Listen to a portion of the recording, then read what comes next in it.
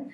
Already we started material science. In that already some topics are completed. Now we have fiber to fabric, fiber and fabric. So all the about fiber and fabric we'll learn in this chapter. So if you didn't subscribe my channel till now, please subscribe my channel. Thank you for watching. So fiber to fabric. So fiber, every day we wear some fabric clothes, so that is to protect our body from different seasons, and these clothes also gives beauty to us, and these are symbol of our status. And these in ancient days people are used to wear just clothes, sorry, not clothes, leaves of different plants. And next they used clothes, and in different wars, those warriors, kings, all those used metal clothes also, metal.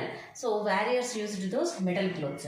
So in historical museums we can see all those are in cinemas also, like Bahubali, we can observe metal clothes. And nowadays we are using all our fabrics, cloth fabrics.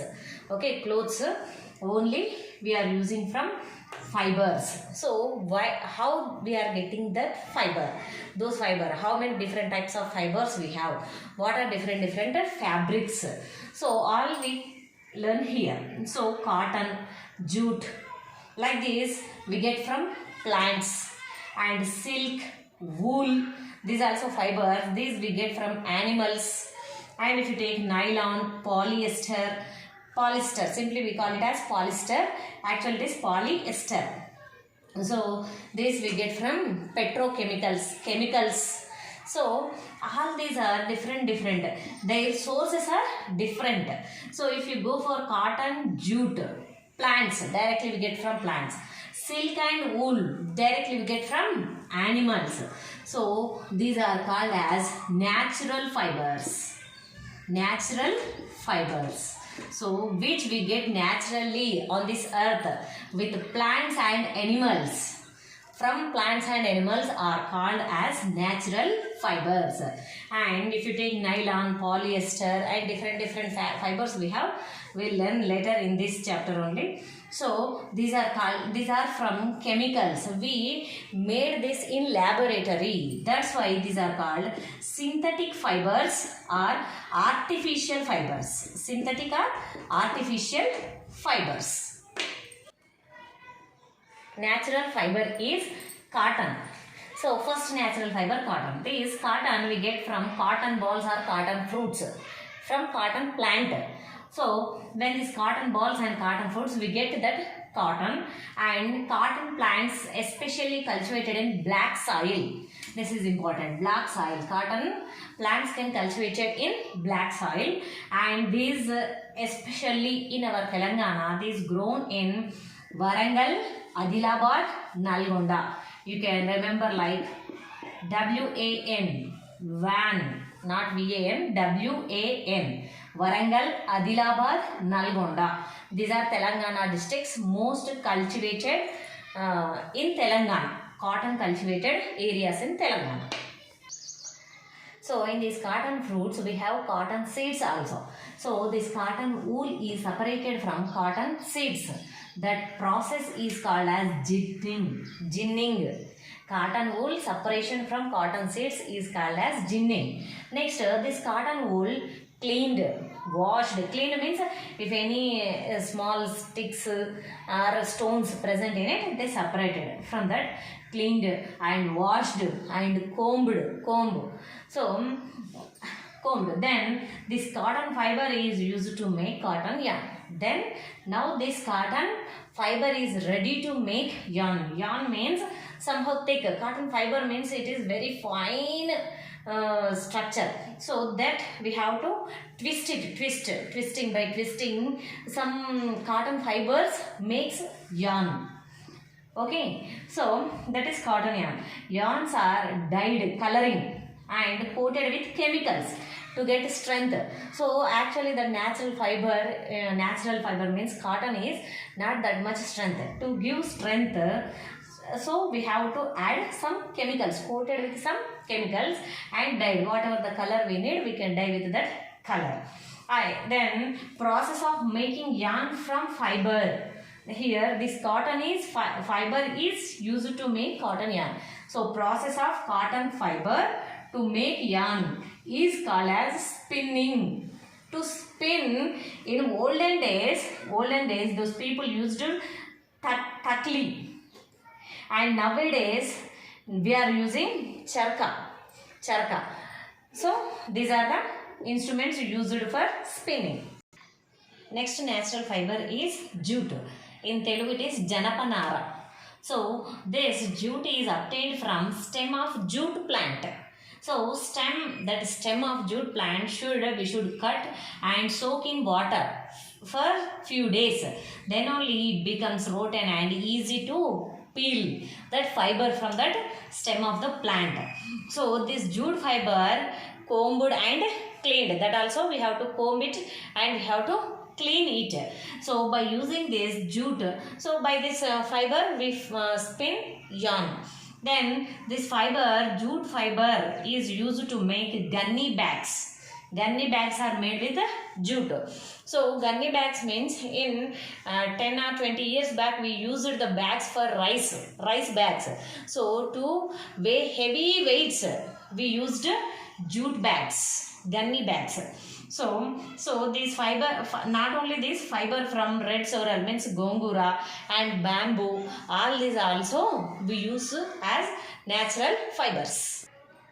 So strands, two strands means two lines of yarn are arranged in vertical and horizontal. One is in vertical and second one is in horizontal, like this, vertical, horizontal. So that vertical line is called as padugu. Important. Horizontal line, vertical is called padugu and horizontal is called as peka. Rows in a loom to weave fabric. Loom means maggam. Telugulo ante kada maggam. Maggam neyadaniki weave. We use two strands of yarn. One is vertical padugu, one is horizontal peka. So two sets of yarn arranged together to make fabric is called weaving. Two sets of fabric yarn here we are using. One is padugu and another one is peka. Padugu, peka. Like this we are using to make a fabric. So that process is called as weaving. So this weaving is done on looms. మగ్గాల పైన చేస్తాం మనం యాక్చువల్గా weaving. So if looms are worked with man power, మనకు తెలుసు in olden days we used only man power, then those are called hand looms. And nowadays no one are using these hand looms. So if these looms are worked with machines, just machines, no need to work anything, just we have to on switch, that's it. So those are called as power looms. In our Telangana state we have handloom industries at Gadwal, Venkatagiri, Sirisilla, Narayanpet, Pochampalli, Kottakota. At these places handloom industry developed. And for carpet industry, especially for only carpet industry, Warangal is famous. Warangal is famous for carpet industry. Next we have silk, natural fiber. So first we have seen natural fibers, cotton and jute. Those two are from plants. Next we came for silk, which came from animal. So silk we get from silk moth. Pattu purugu అని అంటుంటాం మనం. From silk moth. These silk moths are called as chilakalu. మామూలుగా ఏమంటారంటే in Telugu we call silk moths as chilakalu. So scientific name of silk moth is Bombyx mori. So this is also, all these are very important. Scientific name of silk moth is Bombyx mori. So a female moth lays around 500 eggs at once and it dies. 500 eggs at a time. So these eggs are called as seeds అని అంటారు వీటిని సింపుల్గా. So centers which produce seeds are called as grainages. Grainages. So big seed growing center in our means combined AP. Then we have Horsley Hills in Chittoor district. Means now it is in AP, Andhra Pradesh. Horsley Hills in Chittoor district, AP. These white silk worms. So from those eggs we get white silk worms. Those white silk worms are called as caterpillars. So those caterpillars eat day and night up to 30 to 35 days. They eat mulberry leaves. So day and night they eat only. They have no work. So these mulberry twigs means a small plants of mulberry we get from Palamaneru in Chittoor district. This is the place where we get mulberry twigs, means small plants. So transfer into big size. These we can transfer. Next, after 30 to 35 days, they became big size. These big size caterpillars we transfer into big size cane frames. So those cane frames are called as cocoonage or chandrikalu. So these caterpillars weaves a net around it. So this totally closed with it net. So whatever it is weaving, secreting outside from it mouth, it secretes some saliva type substance. When it secretes outside, just because of this atmospheric temperature, it becomes solid and it's totally weaves around itself. So it totally became total closed figure. So this total closed sac is called as cocoon. In Telugu it called as pattukayalu. Cocoon or pattukayalu, same.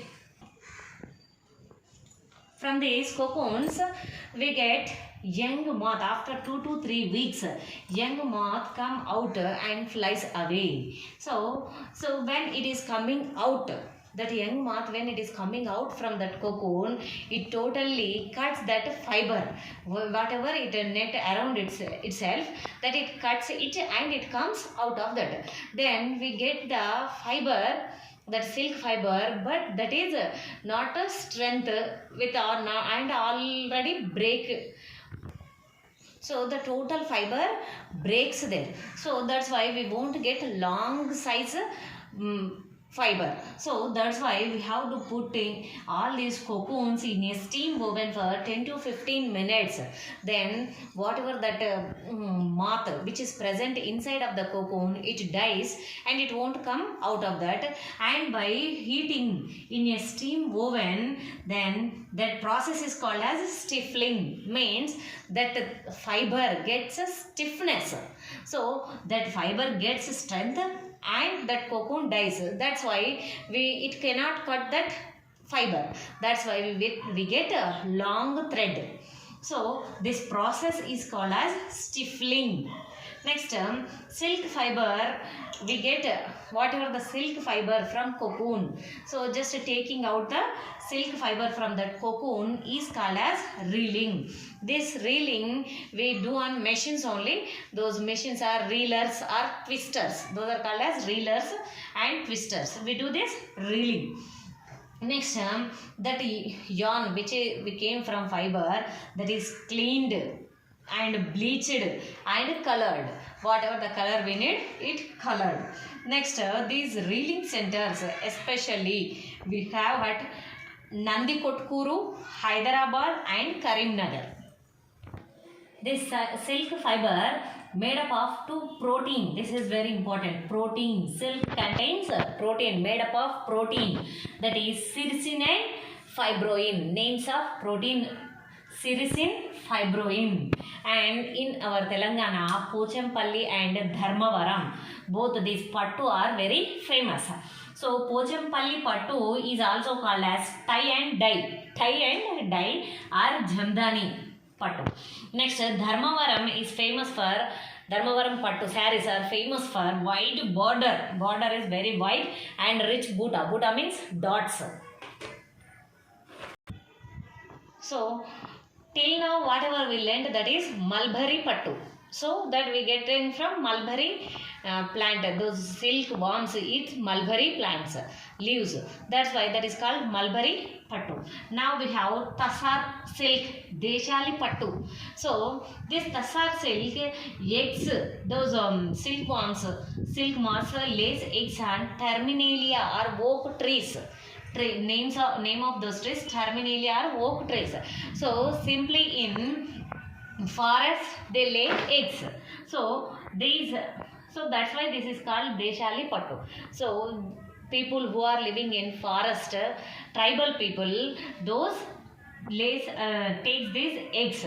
That's why this is called Deshali Pattu. And this Deshali Pattu, especially in Karimnagar, in our state, Karimnagar, Adilabad, Warangal, Khammam. So not only this Tassar silk and Mulberry silk, we have Muga silk, Kosa silk, Erie silk. All these we have different plants to eat those silkworms. So silkworms are adult silk moths. Eggs forms larva. This larva converts into pupa, and this pupa again convert into adult, means silk moth. Again this silk moth lays eggs. This is the circle. So at average a cocoon, from that cocoon we get thread 1000 to 3000 feet thread we get from a cocoon. So to make 500 grams means half kg silk, we need 2000 to 3000 cocoons. So there, whatever the silk fabric, if we wear silk fabric, that will produce respiratory problems for us. Continuous handling, not in party wear. So continuous handling of silk, we may get irritation on our skin and we may get respiratory problems. Next, natural fiber we get from animal, that is wool. So this wool is also called as fleece or fur. So this wool we get from animals, sheep, goat, yak, llama, camel, alpaca, like this different animals we get this wool. And this wool is a protein, keratin. So now I told that silk has two proteins, cysteine and fibroin. Here this protein in wool is keratin. Next, good quality wool we get from merino sheep. That is also sheep. That sheep name is merino type of sheep. So this merino type sheep give 3 to 5 inches long wool. So a merino sheep yields 5 to 18 kgs of wool per 1 year. And Angora and Merina, these two types of sheep has soft hair, means we'll get soft wool. Next, for this wool, how can we take this total wool fiber to fabric? Total here. Shearing means fleece of sheep removed. Just that wool from the sheep removed in from that sheep. Next, to prevent damage to skin, grease is used. So if any damage may occur for that sheep, that's why we use grease.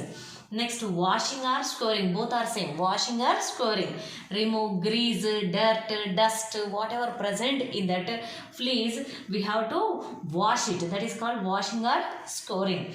Next, sorting or classifying or sorting. In this only we have meaning. Soft hair and long hair, long fur from short fur. We have to separate short fur and long fur. And soft and rough. We need soft and long fur. So we have to remove rough fur and short fur. And next, if any twigs, leaves are present in it, those are also we have to separate. That is called sorting or classing. Next, bleaching. Bleaching means we have to bleach it. Means totally removes its color. Whatever the black color or whatever it is, we have to remove its color. That is bleaching. Next, dyeing. Color. Whatever the color you need. Next, you have to dye it. Coloring.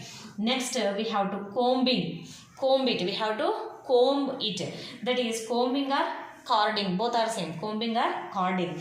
Next, rolling or twisting. Rolling means from that thin fiber we have to get thick fiber, and twisting means long thread. So rolling means thick, twisting means long. So thick and long thread first we have to get. Next, spinning, yarn from fiber. From that fiber we get that thick and long thread, that is only called as spinning.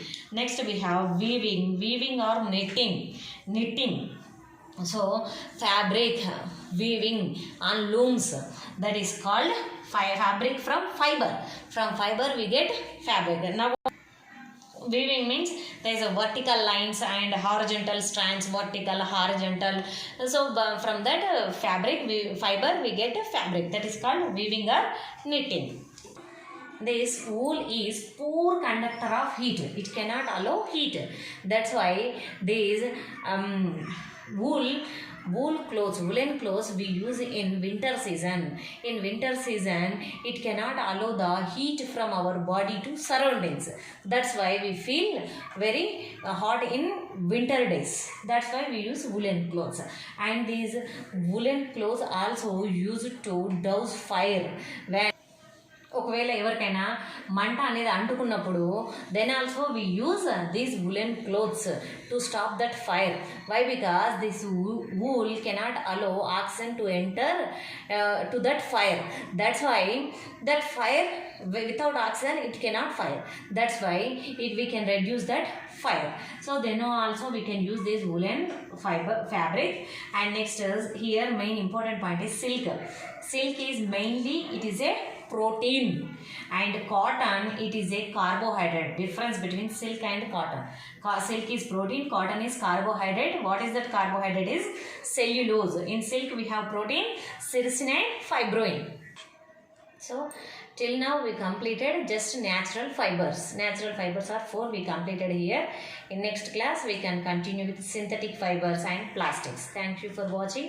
Please subscribe my channel.